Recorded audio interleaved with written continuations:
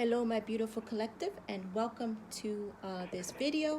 Guys, I do hope you guys can appreciate these types of videos. They are again in my non-tarot playlist. These are interesting topics ranging from anywhere from spiritual awakening to the types of connections you could have, to trauma bonds. And what I'm noticing is as I'm doing these videos are that these topics could be helpful to you. It could be having to do with situations connected to your relationships, your family situations, or even just your self-development, your spiritual growth. Okay, guys? The topic in these videos are going to be, they vary. Okay? Visit the playlist, check out the videos. They could help you.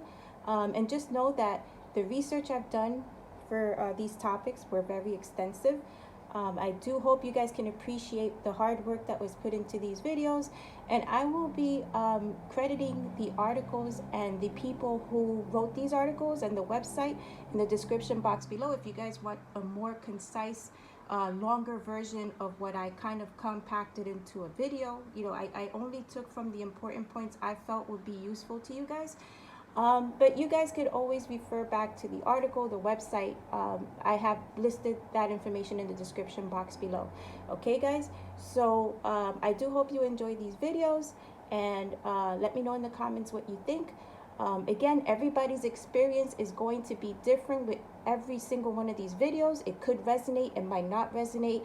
And regarding your spiritual awakening journey, okay, you could be at different levels. So just take all these videos with a grain of salt.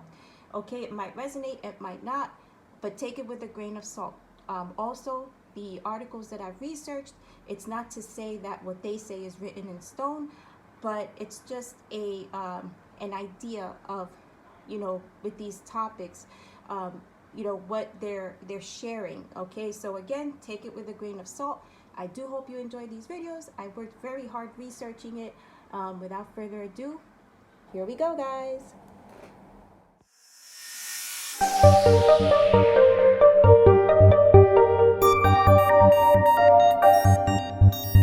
Hello, my beautiful collective. It is I, Rosa, Lady Capricorn Tarot. In this video, we will be talking about what is a psychic medium, what to expect, and more. Okay, guys? We'll cover what does a psychic medium do, what to expect should you decide to have a reading with a psychic medium, choosing the type of reading you want, and how to prepare before the reading. Okay, guys? We'll also talk about what happens during the reading and how to become a psychic medium. Okay, guys? They kind of give you a couple of pointers here on how to do that. Okay, so this might be a little long, so I'm going to go ahead and jump right into it. Guys, the first thing I want to say is, if you haven't checked out my psychic video, check that video out first, because it kind of coincides with this one. Okay, this would be maybe like part 2 of Am I a Psychic video. So in starting this video, I do want to say, okay, a psychic medium, so I see psychic abilities as an umbrella, and I discussed this in my other video, Am I a Psychic? So mediumship falls under the umbrella of the psychic. Okay, there's psychic abilities, and then there's like these little subcategories, right? Mediumship is one of the abilities that is connected to psychic abilities, but not everybody's gifted with this ability. Okay, so this is definitely a gift, and what I want to say is, with any kind of psychic ability, okay, but especially this one, guys, if you have these psychic abilities, whether it's mediumship or any other kind of psychic ability, guys, it is not given to us by universe so we can abuse it, use it for harm, use it to scam people.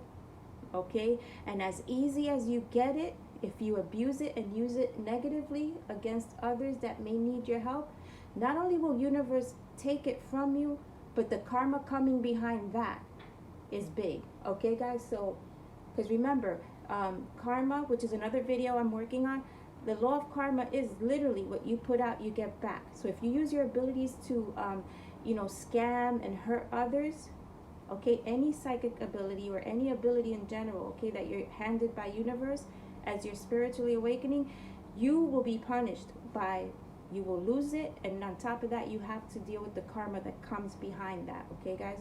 So let's get into this, okay? So what is a psychic medium? Okay, mediums are believed to have the skills needed to bridge a gap between our realm and other realms. For those wanting to connect with the other side or reach across to the divide to communicate with past loved ones, a psychic medium may be able to help. A medium may see that they are able to become messengers and vessels for those who have transformed from physical beings into solely spiritual beings. Okay, guys? Now, I am not a medium, okay? I don't label myself a medium, but I have done tarot readings for clients where I am able to connect to their loved ones to the point where I am describing who the loved one is. And I am also, in one reading, I was able to describe how the person passed. I was able to, when I meditated, I was able to go, it's almost like I was able to go in the body of the person that passed, and I was able to experience everything that led to the passing, okay? When I do my readings, my personal readings, I don't ever ask for the situation. All I ask for is, if it's connected to a person, give me the person's name. And if you have a question, let me know, and what I do is I'll pull spreads on the questions. But I have done about 5 readings where I have been able to connect with people on the other side.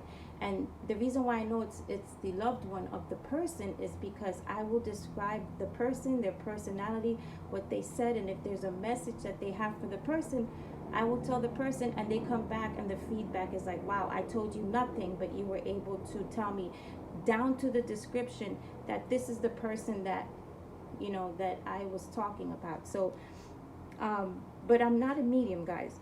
But, psychics can also, be mediums on some level. So just know that. So let's talk about, what does a psychic medium do? A psychic medium is someone who has extrasensory capabilities, which I touched on that in the first video in my psychic, right? And can tap into things unseen or unknown by our usual sense of perception, okay? It says this can also be referred to as a sixth sense.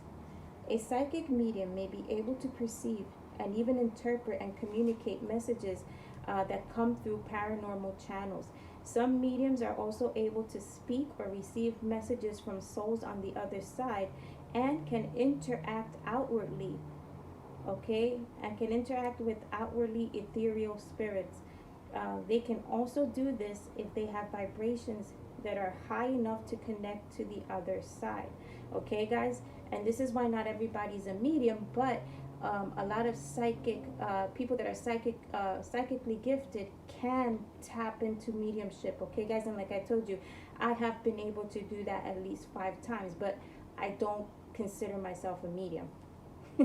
I think mediumship is like a skill that you really have to cultivate, harness, and just really work on. For me, it just came naturally whenever I did the readings. If somebody wanted to come through and somebody wanted to know about a loved one, they just came through. So I didn't know. Maybe as I get, I'm 50 now, so maybe as I get older, and I'll continue to sharpen that gift. I don't know, but I don't consider myself a medium. Okay, so we're going to talk about, guys, what to expect should you decide to have a reading with a medium, right? So it says people attend psychic medium readings, okay, for a wide range of reasons. The person may be seeking clarity on a situation or feel like they have unfinished business with someone who has passed to the other side. Whatever the person's reason, it helps them tune in with themselves and check where they are at and what they are expecting from a reading, okay? So guys, this is a very important one. This next thing we're going to talk about, okay, this next section, because you're talking about choosing the type of reading. Now guys, with mediumship, the way they do their readings is quite interesting.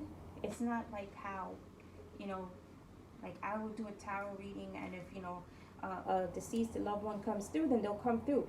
Mediumships have a different setup, okay? Because according to the article, they have two types of reading. They have the readings via seance, which is like, I guess, maybe two or three, maybe more family members want to know about a specific family member that passed. And you can choose to have a seance type reading where everybody sits around the table and they connect to the loved one, right? Or you can have the usual private one-on-one, okay, you and the medium. So it's really up to you what you decide to do, what type of reading you want. Okay, I'm going to go ahead and read what the article states, okay? But I just wanted to give you a briefing on that. So it says, what happens during the session, right, depends on whether the person picks a private session or a group seance session. Private sessions have more benefits because they ensure that the connection is paramount and also offers privacy. So what they're saying is that of the two, the best one is probably the one-on-one, the private with the medium and the person, only because I guess they feel like the connection will be that much more stronger.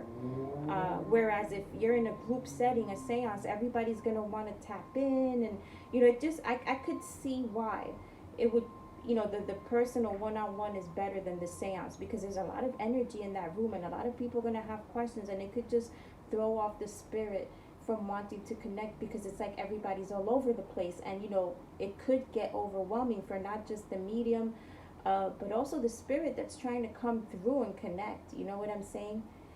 So it says here,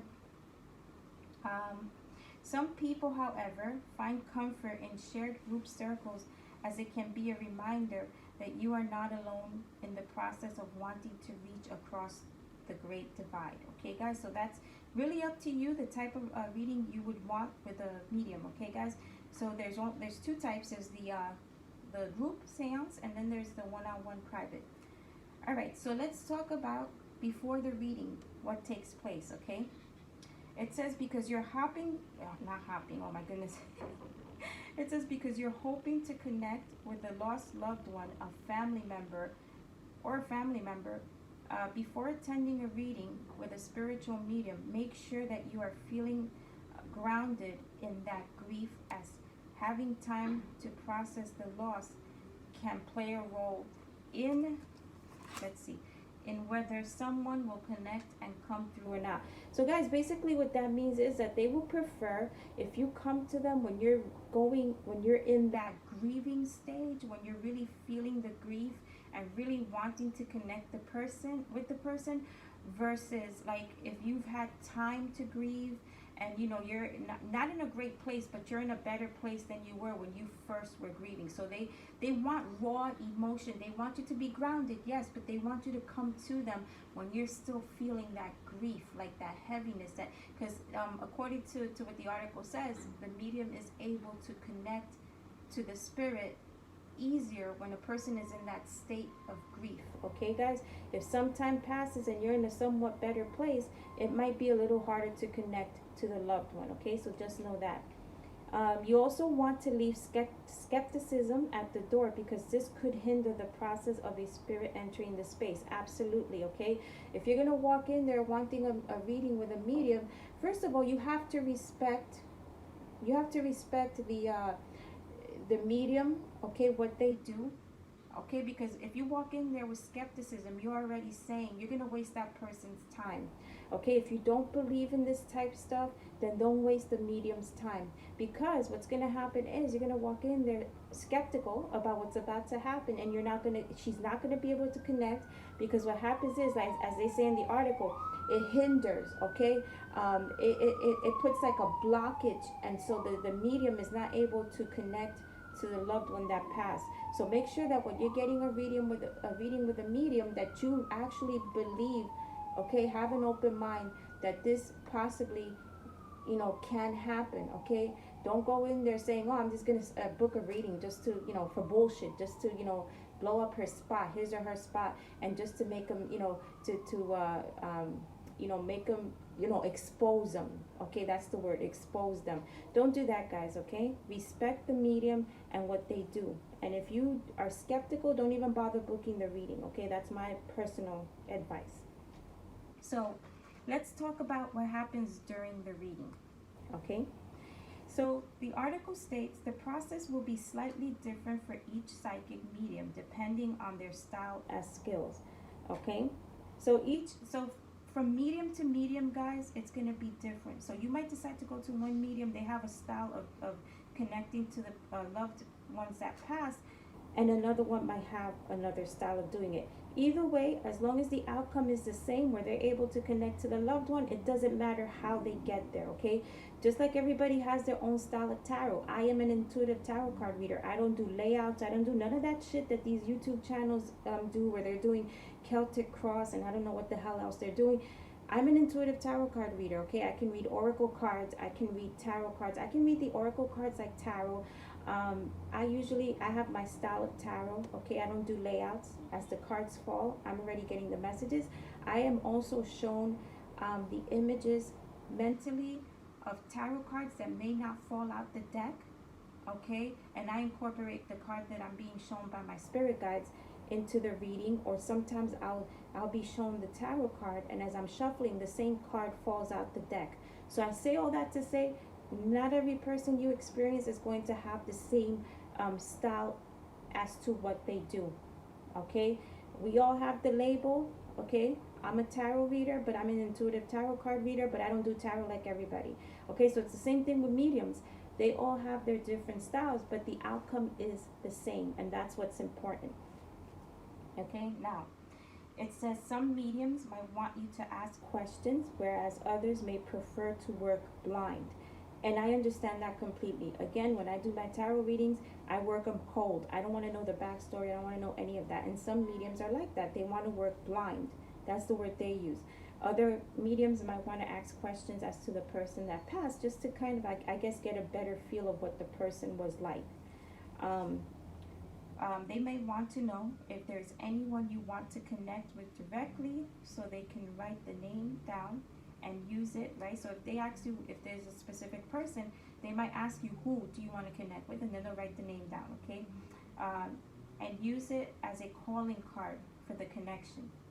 It says expect the psychic medium to be gentle, and if they have a message that don't make sense to you, you can ask them to and get clarity, get clarification. So if they get a message and they relay the message to you and you're still not clear, you can go ahead and feel free to ask them, can you please clarify what that message means? And if they're a good medium, they will go ahead and clarify. Okay, some mediums will allow for questions and answers to be delivered according to your wishes, whereas others may let the situation unfold naturally.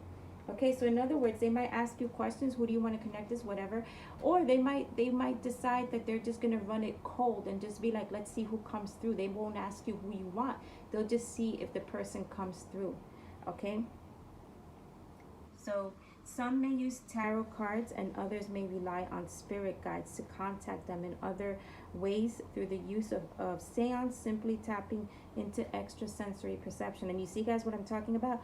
I have been able to connect to people that pass through tarot. So everybody has their own way of doing things. Okay, so let's talk about how to become a psychic medium.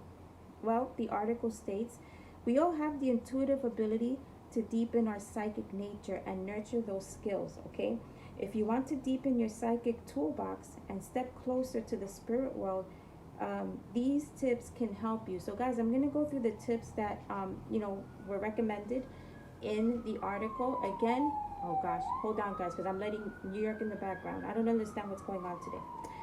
So again, take these tips with a grain of salt. Okay, if you have your own way that you feel you're able to tap into mediumship, then continue to do that if it works for you. These are just tips that you can try and see if it works better than what you're already doing, or for those people that are now coming into their mediumship abilities, maybe this could help you. Okay, so let's go. Tip number 1, raise your inner voice. Intuition is the first step in any journey and learning to to connect to, okay? Listen to and honor that your inner voice is very important. All information from the spirit world and connections from other realms will go via your own spirit. You need to clean your inner house and make sure that you can tune in and hear and trust yourself. Okay? Some common work we often need to overcome, truly honor ourselves. Sorry, let me do this again. Some common work we often need to overcome to truly honor our voices, okay? And this includes recognizing fear, okay? Being too distracted all the time, and indulging the negative self-talk, and numbing or disconnecting from the body, okay, guys? Tip number 2, take time to meditate. Meditation can be a great tool for those looking to deepen their psychic awareness. When we practice meditation, we learn to cut out distractions, tap into the body, and connect to our deepest sense of being. This can clear channels and raise your vibrations, both of which are essential for receiving messages from spirit realms. Okay? Another tip is practice and patience. And this is by far the most important one, okay? You have to continue to practice your ability, your gift, and you have to be very patient when it doesn't come in right away, okay, guys? It says, many people think that dealing with messages from other realms will be this big experience, that they will see and hear things with absolute clarity as they do in life. Whereas really, these messages are connections and clear hearing experiences, can be super subtle and may come through more curious ways. Dreams, visions, a thought that crops up out of nowhere, or a different emotion washing over you. All of these can be messages. Stay patient, stay connected, and work to strengthen your intuition. So guys, what they're basically saying is that just because you want to connect to somebody that passed doesn't mean that it's going to be easy. You might be already connecting and you don't know, because you have to be very aware of how the messages can come in, okay? Again, they stated different examples.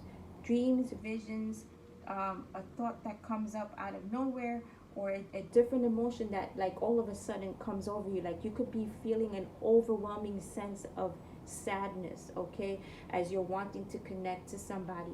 That could be you receiving messages from that person that passed away. So just be very aware that you're not gonna get the kind of feedback from the spirit that you're expecting. You have to be open to all of these and other signs that could come to you, okay? Let's talk about other types of psychic abilities. And guys, remember in the very beginning of this video, I said that the word psychic, right? Psychic abilities is the overall umbrella, but underneath psychic abilities, you have these subcategories of different, gifts, okay? So let's go. We're going to run them down. Number 1 is the psychic person, right? It says, psychics refer to those with powers or capabilities that sit outside the physical sphere of science or knowledge. These can be seeing and hearing things that are not always present in the physical world, knowing intuitively what is going to happen, or being able to understand a person's thoughts or mental state without the need for verbal communication, okay? The skills of a psychic are wide and varied. This is me, guys. But again, I don't go around saying I'm psychic. I like to label myself an intuitive. I don't know. There's something about the word psychic that just sounds like bogus to me. Because so many people have used the word psychic for negative, to like take advantage of people, that I don't want to associate myself with that word. Okay? Number 2, clairaudience. Okay? Now, this is one of the clairs that I didn't put in my clair videos, the 4 clairs, because I found this one after I had shot that video. Okay, so it's really a fifth clair sense here, and it's clairaudience.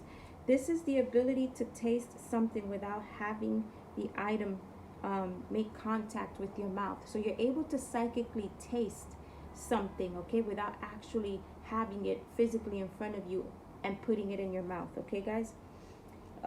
It's a skill in which taste may come from the spiritual or ethereal world rather than the physical world. And that's a really cool ability. I don't have this ability. I have the other 4 clairs that I mentioned in my video, guys. And if you need to look at that video, go back to my playlist. It's very interesting. I have all of those abilities. I don't have this one. So maybe this one will come in at some point. Okay, clairvoyant. Clairvoyants are able to ascertain information via more ethereal channels. They may be able to see things that have happened in the past or things that may have yet to happen. Number 4, clairaudience. This is the ability to hear things outside our earthly channels. If you are well versed in clairaudience, it can be a good way of receiving messages from the universe and those outside of our plane of existence. Clairsentience, okay? This means you are able to receive energy, thoughts, feelings, and visuals through sense rather than by physical realm. The term loosely means clear feelings, which refers to letting intuition and feelings guide you above all else. And then there's the empath. Okay? I'm an empath as well. Empath. Empaths tend to be deeply attuned to the thoughts, feelings, and emotional states of those around them.